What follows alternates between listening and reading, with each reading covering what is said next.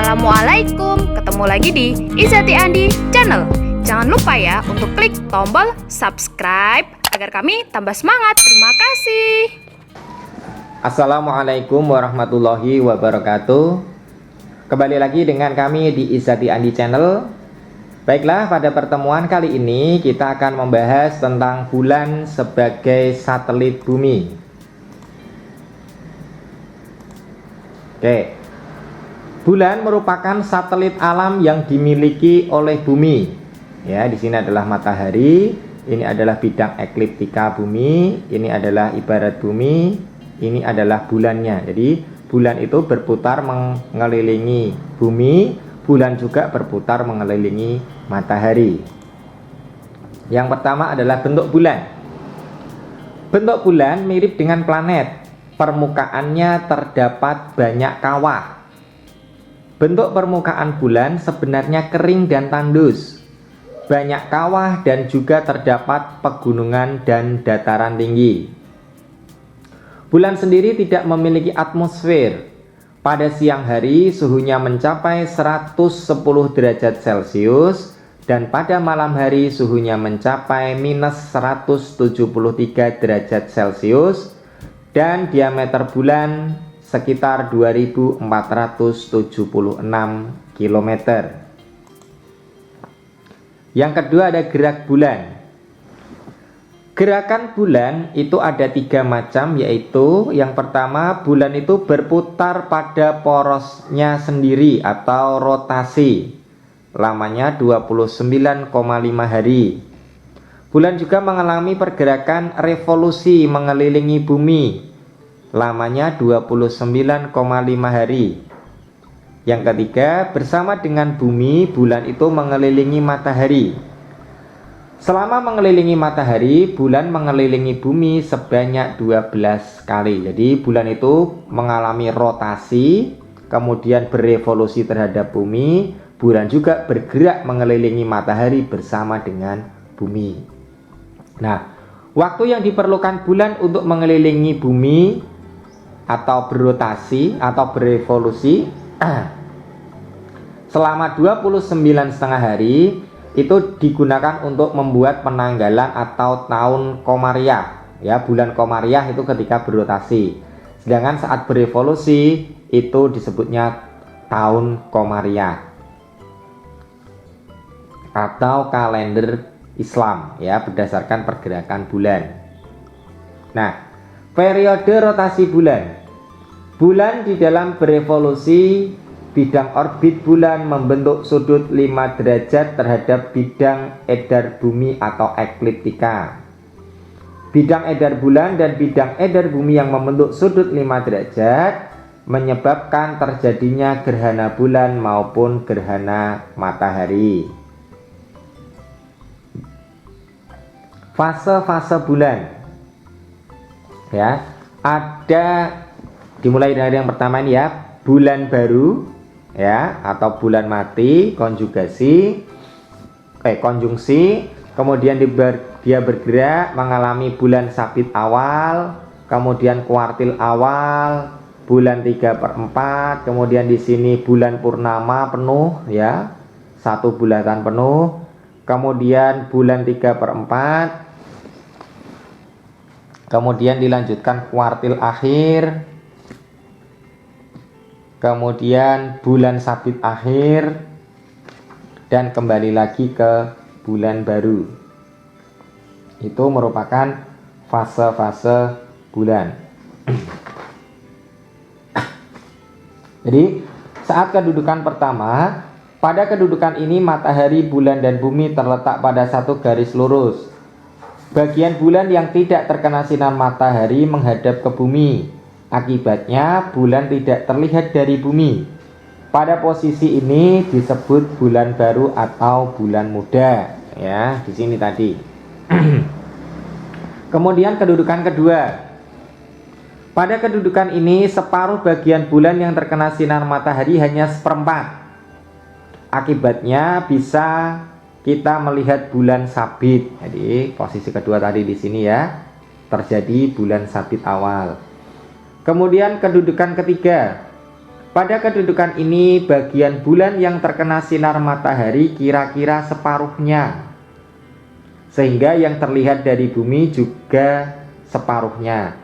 Akibatnya kita bisa melihat setengah bulatan yang disebut bulan separuh atau kuartil awal di sini. Kemudian bulan mengalami kedudukan keempat. Pada kedudukan ini, bagian bulan yang terkena sinar matahari 3/4-nya. Maka yang terlihat dari bumi hanya 3/4 bagian bulan. Akibatnya kita bisa melihat bulan cembung. Jadi ini pada kedudukan keempat terjadi bulan 3/4. Kemudian kedudukan kelima. Pada kedudukan ini, bagian bulan yang terkena sinar matahari semuanya. Begitu juga yang terlihat dari bumi. Akibatnya kita bisa melihat bulan purnama di sini. Jadi kedudukan bulan tadi ada 5, 1, 2, 3, 4, dan 5. Kemudian ada yang namanya gerhana. Gerhana adalah peristiwa terhalangnya sinar matahari oleh bumi atau bulan, sehingga bumi atau bulan tidak mendapatkan sinar matahari. Gerhana disebabkan adanya bayangan yang dibentuk bumi atau bulan yang terletak dalam satu garis lurus. Ini jika terjadi gerhana bulan, bisa kalian perhatikan. Ya, ini posisi matahari, bumi, dan bulan. Nah, ini. Jadi kalau terjadi gerhana bulan, bumi itu posisinya di tengah, menutupi cahaya matahari yang menuju ke bulan. Ya, ini. Matahari, bumi, dan bulan, terjadi gerhana bulan. Jadi daerah yang tertutup sepenuhnya oleh bayang-bayang bumi itu disebut daerah umbra, kemudian atau bayangan inti. Sedangkan yang di sebelah kiri kanannya umbra ini adalah bayangan penumbra atau bayangan kabur. Ya, jadi gerhana bulan itu terjadi jika bulan memasuki bayangan bumi. Gerhana bulan hanya dapat terjadi pada bulan purnama. Gerhana bulan terjadi apabila bumi berada di antara matahari dan bulan. Pada waktu seluruh bagian bulan masuk ke dalam daerah umbra ini ya, atau daerah inti, maka terjadi gerhana bulan total. Proses bulan berada dalam penumbra atau bayangan kabur atau daerah bayangan kabur ini penumbra bisa mencapai 6 jam. Sedangkan proses bulan berada dalam umbra atau bayangan inti sekitar 40 menit. Ini ya, diingat-ingat posisi jika terjadi gerhana bulan, yaitu posisinya matahari, bumi, dan bulan. Kemudian gerhana matahari, perhatikan ilustrasi berikut. Nah, gerhana matahari terjadi jika bayangan bulan bergerak menutupi permukaan bumi. Jadi kalau gerhana matahari posisinya dibalik, matahari, bulan, dan bumi. Jadi bulan yang di tengah itu menyebabkan gerhana matahari. Kenapa? Karena bulan menghalangi posisi cahaya matahari yang menuju ke bumi. Pada gerhana matahari ini, posisi bulan berada di antara matahari dan bumi, dan ketiganya terletak dalam satu garis. Gerhana matahari terjadi pada waktu bulan baru atau bulan muda. Ya, ini. Gerhana matahari terjadi ketika posisi matahari, bulan, dan bumi segaris dan sebidang. Ini ya. Ini bayangan inti, umbra, dan ini adalah bayangan daerah kabur atau penumbra. Akibat ukuran bulan lebih kecil dibandingkan bumi atau matahari, maka terjadi 3 kemungkinan gerhana, yaitu gerhana matahari total, gerhana matahari cincin, dan gerhana matahari sebagian. Di mana terjadi gerhana matahari total ini adalah terjadi pada daerah yang berada di bayangan inti atau umbra, sehingga cahaya matahari tidak tampak sama sekali. Gerhana matahari cincin terjadi pada daerah yang terkena lanjutan bayangan inti, sehingga matahari kelihatan seperti cincin. Yang ketiga, gerhana matahari sebagian. Terjadi pada daerah-daerah yang terletak di antara umbra dan penumbra, sehingga matahari kelihatan sebagian. Nah, kemudian akan terjadi pasang surut air laut. Pasang adalah peristiwa naiknya permukaan air laut, sedangkan surut adalah peristiwa turunnya permukaan air laut. Pasang surut air laut terjadi akibat pengaruh gravitasi matahari dan gravitasi bulan. Akibat bumi berotasi pada sumbunya, maka daerah yang mengalami pasang surut bergantian sebanyak 2 kali. Pasang air laut dibedakan menjadi 2, yaitu pasang purnama dan pasang perbani. Apa bedanya? Kalau pasang purnama ini terjadi karena pengaruh gravitasi bulan dan terjadi pada malam hari pada saat bulan baru atau bulan purnama. Pasang ini akan menjadi maksimum apabila terjadi gerhana matahari karena air laut dipengaruhi oleh gravitasi bulan dan matahari dengan arah yang sama atau searah.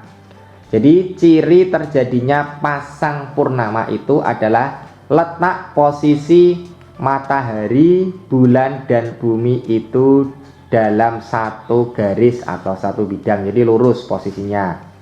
Matahari, bumi, bulan. Matahari, bulan, bumi itu. Jadi segaris ya, diingat-ingat, itu merupakan ciri pasang purnama. Sedangkan kalau pasang perbani itu terjadi karena pengaruh gravitasi bulan dan matahari paling kecil. Pada pasang perbani, permukaan air laut turun serendah-rendahnya. Pasang ini terjadi pada saat bulan kuartil pertama dan kuartil ketiga. Pasang perbani dipengaruhi oleh gravitasi bulan dan matahari saling tegak lurus. Jadi posisinya antara matahari, bulan, dan bumi tegak lurus atau membentuk huruf L ini ya. Nah, untuk memudahkan, L jempalik ya. Di posisinya matahari, bumi, bulan, bulan, bumi, matahari membentuk posisi tegak lurus atau L tidur ya. Begini. Kalau tadi pasang purnama itu satu garis lurus. Nah, ini pasang surut air laut. Dari ilustrasi ini adalah pergerakan dari bulan, ini matahari, ini bumi. Nah, ketika posisinya tadi lurus, satu garis lurus, terjadi pasang purnama. Kalau tegak lurus akan terjadi pasang perbani. Nah, ini matahari, bulan, bumi, pasang purnama. Tadi matahari, bumi, bulan, pasang purnama karena satu garis lurus. Kemudian matahari, bumi, bulan di bawahnya atau membentuk tegak lurus itu pasang perbani.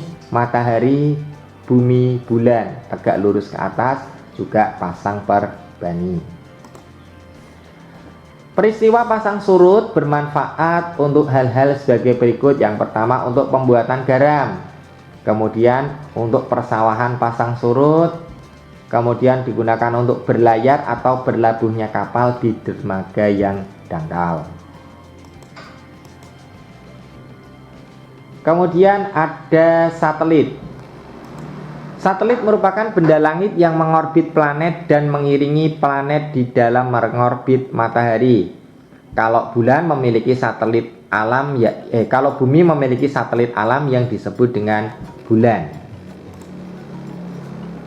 Satelit buatan adalah satelit yang dibuat oleh manusia yang digunakan tujuannya untuk berkomunikasi. Ini adalah contoh satelit buatan yang dibuat oleh manusia.